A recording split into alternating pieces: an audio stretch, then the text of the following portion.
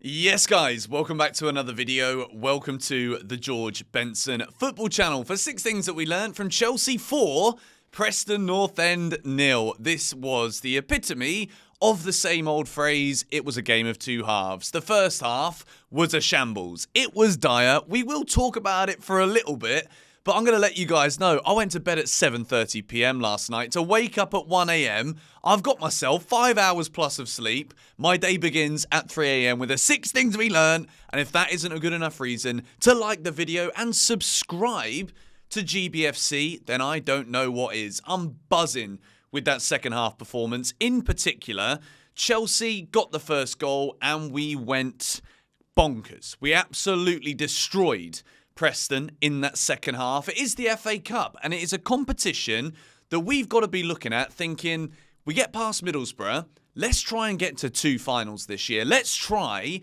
and give Pochettino a debut season with 2 opportunities of silverware at Wembley. The FA Cup is prestigious. There is history engraved all over this trophy, the oldest trophy in football, and Chelsea will be in the hat in the last 32, moving forward in the competition.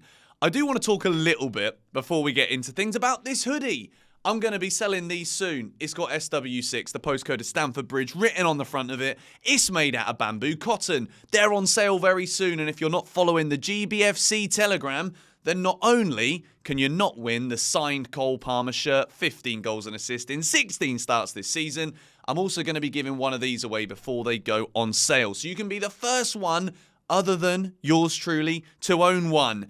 It was a first half that doesn't really fill me with confidence. I'm looking at the lineup. It's a 4-2-3-1 from Maurizio Pochettino. Petrovic in goal. Alfie Gilchrist gets his first start at right back. Disassi Colwill in centre back. Didn't have the best half though. Malo Gusto playing at left back with Enzo and Caicedo in a pivot. You have then got Raheem Sterling, Cole Palmer and Mykhailo Mudryk with Armando Broja leading the line. But I will say this, it wasn't really leading the line in that first half because he couldn't get hold of the ball.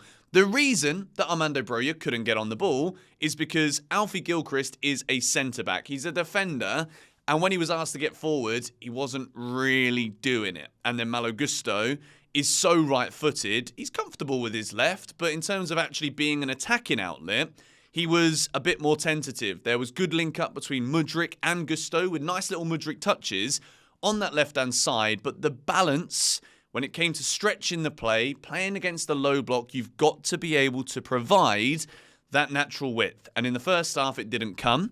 Chelsea weren't really creating anything. There was a couple of good moments. Alfie Gilchrist in the first half did create himself a big chance. Won his 50-50s. Sterling had probably the best chance, forced a good save out of the Preston goalkeeper. You'd expect him to kind of hit it low and hard against the goalkeeper's far side, but he hits it straight at him, really. Other than that, the first half, there wasn't much to shout about. However, we're going to change the tune right now because the tune very much changed for Chelsea in that second half. We were so much better. We came out of the blocks, creating opportunities.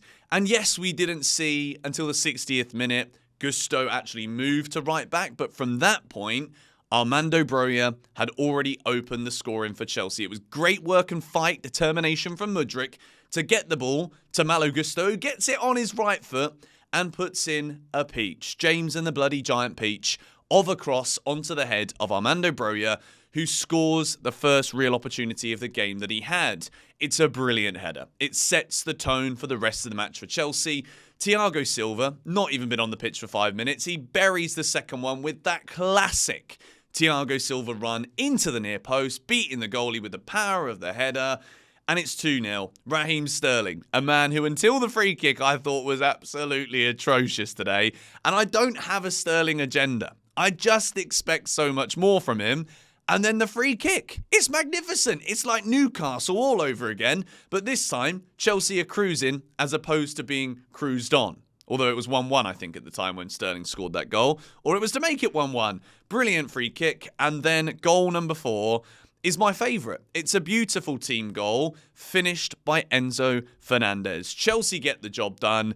Very, very comfortable indeed. So, we begin. Box number 1 of the 6 things we learnt video is a green for Thiago Silva, because the way that we were playing, yes, we started that second half so much better. Yes, we're 1-0 up. Armando Broja with the goal.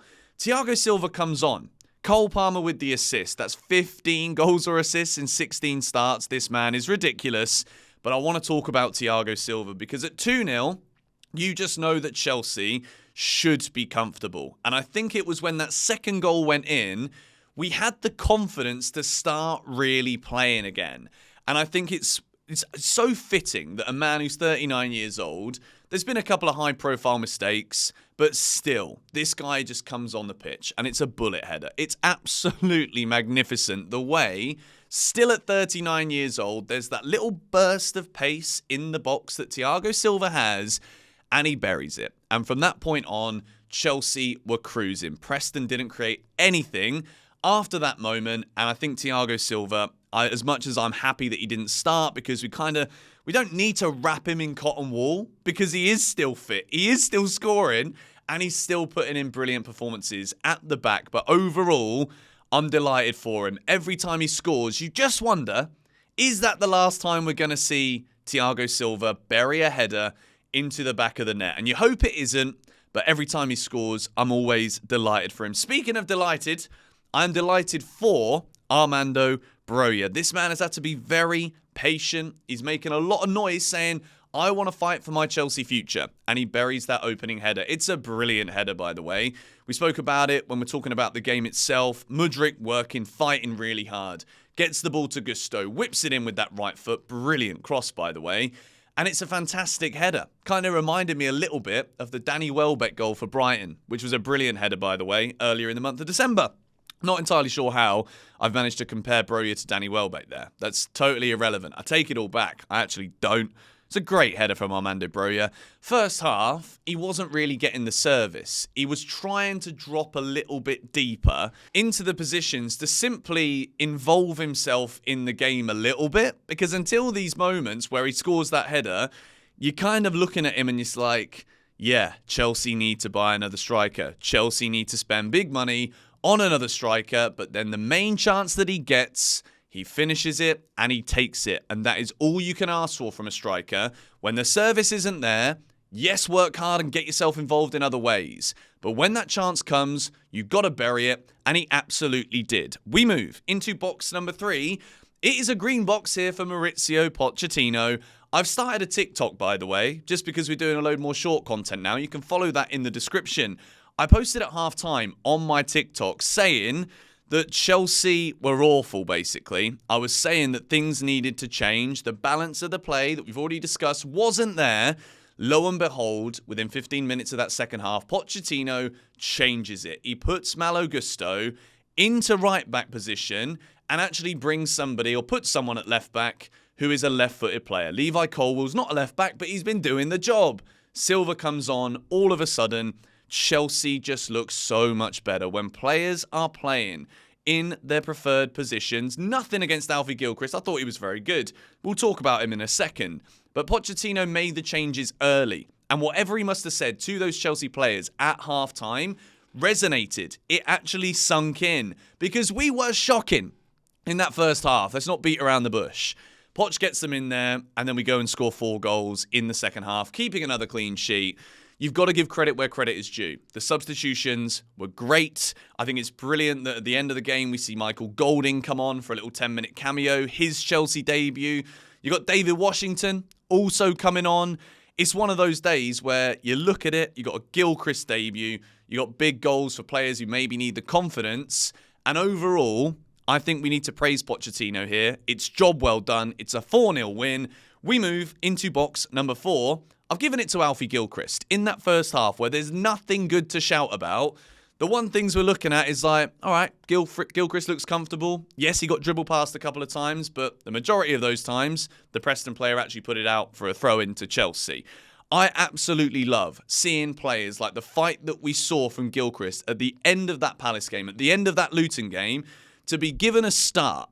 And I think at the moment at Chelsea, where things have been a little bit up and down, I, for one, a lot of people say, oh, you just have an obsession with the Cobham players.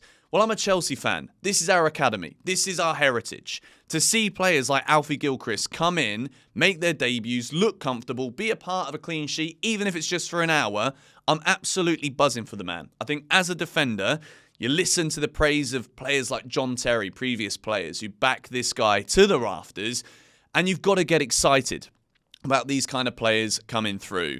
But speaking of another right-back who absolutely does deserve the credit, Malo Gusto. He's kind of got his back against the wall a bit in that first half because he's playing in an unnatural position. Gets the assist for the Armando Broja goal. He's getting forward at any given opportunity. And again, because he is so predominantly right-footed, he's waiting for those opportunities. What I loved about the Broja goal is the work rate from Mudryk to keep hold of the ball. Gusto isn't just bombing towards the byline. He's actually just waiting, biding his time. He knows that Broja's in there. Preston players have been drawn out to deal with Mudryk because he's quick. They're worried about him. Gusto whips the cross in onto the head of Armando Broja. Brilliant. After 60 minutes, he goes over to right back, and that is where we see just how great of a footballer Malo Gusto is. He's slowly, or I'd say quickly actually, becoming one of my favourite players in this Chelsea team. He really is. I think he's a danger going forward. He has a good effort that was saved by the Preston goalkeeper, and he just looks confident. The way that he touches the ball, passes it. Players are also comfortable to give him the ball in difficult positions across the field. Malo Gusto's got a very bright future at our football club. Box number 6, we're keeping this one all positive today. It's a green for both Enzo and Sterling. So it's a free kick. Chelsea are winning 2-0 right now. I'm just going to mute this here. Raheem Sterling could make it 3. I think Sterling's been woeful, but watch him put this in the back of the net here, shall we? Let me put the audio back on. Go on, Raheem. Top corner, son. Oh, he actually did it! He actually did it! Listen to that! Chelsea are 3-0 up. Raheem Sterling. I always do this. Whenever I say anything bad about you, it just goes in the back of the net. It's a brilliant free kick, just like the Newcastle one, but we won't be losing this game 4-1. Brilliant. And they both scored goals. Sterling's free kick is magnificent. Enzo Fernandez, as a team goal, it's a brilliant goal. I wouldn't say it's the best finish in the world because he's 3 yards out, and all he's got to do is tap it past the goalie. But as a team, we were working the ball around magnificently, playing with a confidence at this point. The Sterling free kick, that's the second time we've seen that. It's identical to Newcastle. It's brilliant technique. I want to see more from Sterling, though, when it isn't a dead ball situation. But I'm buzzing for Enzo. He was obviously taken off the field against Newcastle in tears because of his injury. And it is great to see two players who we think will have a big impact for Chelsea when they're fit and when they're in form, scoring. We have got a cup semi-final against Middlesbrough away, the first leg on Tuesday night. Big league game against Fulham. Hopefully we can get through Middlesbrough, and then it's Liverpool away. All we can ask for right now from Chelsea is beat what is put in front of us. We can't always expect that it's going to be beautiful, brilliant. We're a team in transition. There is a process going on here. Tried to avoid it, but I absolutely couldn't. But brilliant goals. 4-0. That second half, if that don't get you absolutely smashing the like button, I don't know what will. We were great in that second half, and I'm buzzing.